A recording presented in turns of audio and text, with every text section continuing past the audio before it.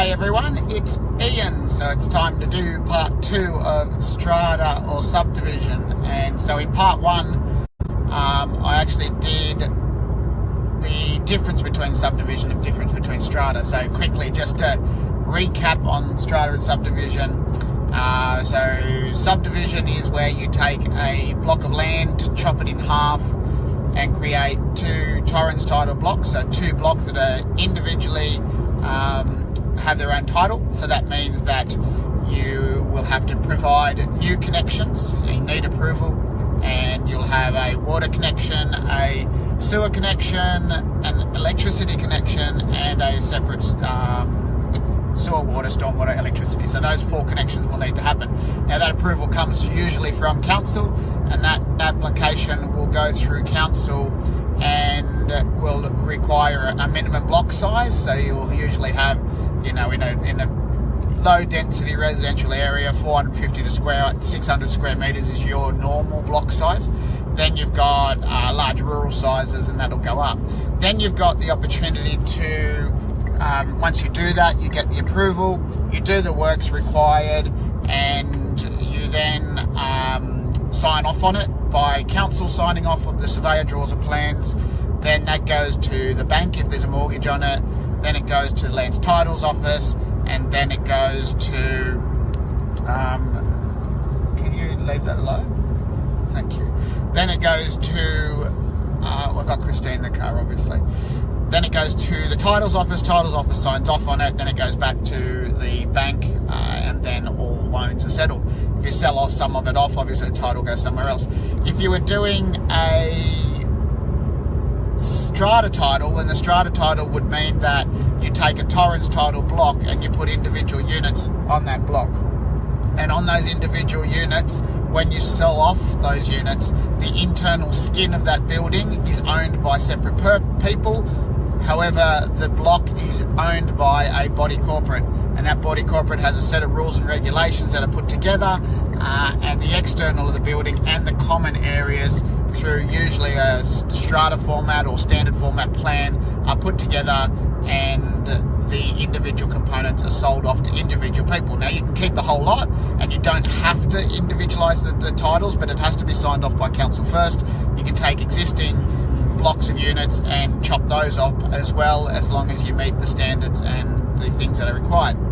Now, I got a question from one of the students in high res. I'm actually in Melbourne tonight for the 2 nights, tonight and tomorrow, and I'll be in Glen Waverley tonight and in Melbourne City tomorrow. We've got a reasonably good turnout coming, and that's where we talk about high res and the high income real estate system. That's where we're assisting the community to make sure that we're putting good common sense accommodation to the market, and in return helping the community first, and then secondly making sure you're making some money out of it.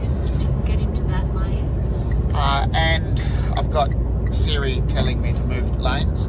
So the question the student came up with is, why would you choose strata titling against subdivision, or subdivision against strata title? Why would you choose one or the other?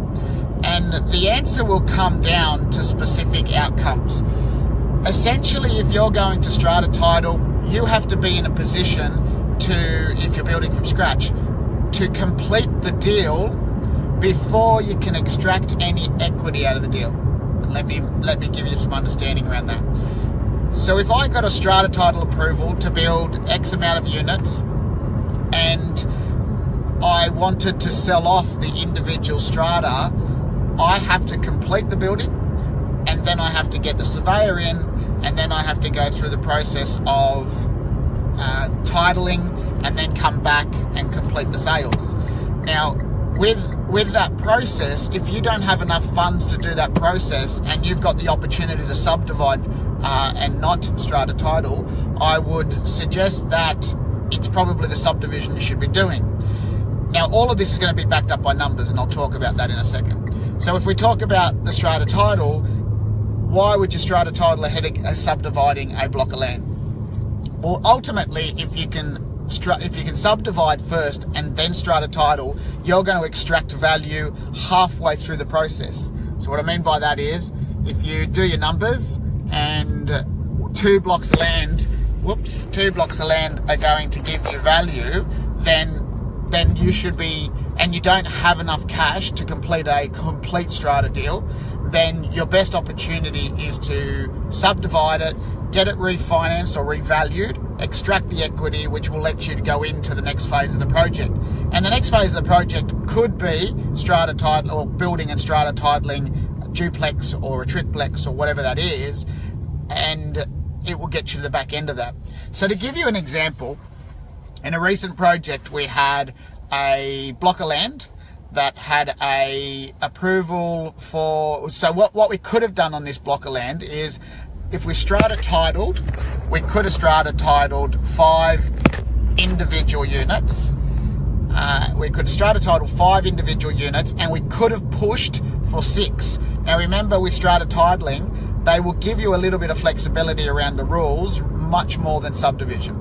So I could have pushed for 6 units, and we probably would have got them approved, and it would have been a longer process to get that approval, just for this particular area. Instead, and the numbers would have worked out slightly better than what we ended up doing. So what we did do was, we went through and we did what we call a fast track process. And the fast track process is about making sure you tick off all the boxes and you put it into the council, and the council approved the subdivision in 10 days. We then completed the subdivision, and upon completion of the subdivision, we now had 2 blocks of land that were worth more than what the block was when we bought the house on it. So to give you some numbers on that, I think we paid $480. Is that what we paid? $475, $480 we paid for it. We did the subdivision works and got the approval, and it would have owed us about $530 or $540, and the blocks of land would have been worth $325 each. So essentially we extracted $100,000 worth of equity to be able to put towards the new construction that we were going to put on each block. So rather than building 5 and possibly 6 on that block of land, we divided it into 2 separate times title, which meant we had to do a sewer connection, do all of that sort of stuff. It was a very handy block, actually. It had 3 sewers running through the block, which is why no one bought it, but we knew what we were going to do with it. And once we had the subdivision, we then went back and got another 10-day approval or 14-day approval to put a duplex on each block. So effectively we ended up with 4 units ahead of 5 units or 6 units. But the reason we did it in this way, firstly, was because it makes it easier to fund. At the moment, funding's very difficult. So if you want to go for a duplex, it's much easier. It's very much accepted. And secondly, the way we built these, if we wanted to build 6 on the bigger block, it would have been maybe 1 or 2 on the front, but the other 4 would have been behind the rest of the front houses, which means that you would have to get driveway and turning circles, and the value of the end product, and being smaller as well, clearly, would have been a lot less. So what we did do was we ended up with 4 townhouses basically facing the street, and they individually valued up probably about the same, if not better, than the 6 units individually. And I got an intermediate increase in equity when we refinanced that property at subdivision stage. Now, some people choose to go to the subdivision stage. It's always, there's the strata stage. It's, if you've got cash up front and you can do it, it's great. But you can't sell off individual parts of it. And we could have sold 1 block off in the intermediate stage if we were really needing the cash. We don't need the cash. So then we from there we've got that. So it really comes down to the numbers and really comes down to the outcomes. There, I think I saw Jason from Jamie talk about recently that there's no such thing as deal not working. It's just you've got to go back and replan your next style of outcome. So think about the outcomes of that. Now remember, if I was to strata title the 6 of them, I would be able to, I'd only need 1 sewer connection, 1 power connection, 1 water connection, and 1 electricity connection. That's power.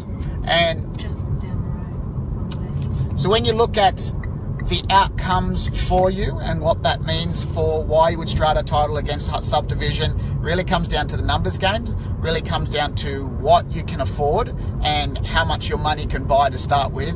At least with subdivision, you've got the opportunity in subdivision to be able to, it's 893. 293 is supposed to be. Road 293. We're just looking for an address. So with that component of what you can afford, what you're going to be able to do, and so the process of strata titling, just quickly, when you're going through that, process of strata titling is that you go in, you build the units, or you take the existing units, you get a surveyor in, they do a standard format plan or a forward format plan and there is ways to actually do forward format plans where you do strata into the future, but that's another day's another topic. And they will draw up the common areas, they'll draw up the individual formats of each one of them, and then they will go to the stage of you've got all that ready. You then go to the council then stamps it. You then go to the bank. If there's a mortgage in the property, they sign off on it. You then go to the Lands Titles office, they stamp it, and it comes back the other way. Now, what's important here is if you get it from the Lands Titles office and it comes back the other way, you don't have to submit it back to council, and you can just sit on it forever. And in the future, if you want to, you can then take the individual units and take the value out of them. Now remember, as soon as you divide a block of units into 4, 5 or 6, however many units, you'll be paying more rates. So that's why if you go out and buy a block of units, people haven't converted them, simply because... We're going up. Oh, we're going... Well, don't I have to go to 893? Oh, that was 293. I'm going to finish this off very quickly. So with the understanding of what I've just spoken about, you don't have to start the usage of those technically or split them up until you're ready to do it. And the other important part when you talk about this style of deal is that it comes down to a number of factors for you personally, and the practical factors, and also the fact that your bank may like you better doing it in a specific way, and then the final completion of the body corporate. So the number of different ways. So I've got to leave it here because I'm just about to walk into a building for a meeting, and so I'm in Melbourne tonight. Tomorrow I'm going to do negotiation. One of the teams from WA that helps us out has requested something on negotiation, so we'll talk about negotiation. There's some really important factors around it, around communication, building rapport, being there, making sure that everyone wins. So we'll talk about it tomorrow. Cheers, see ya.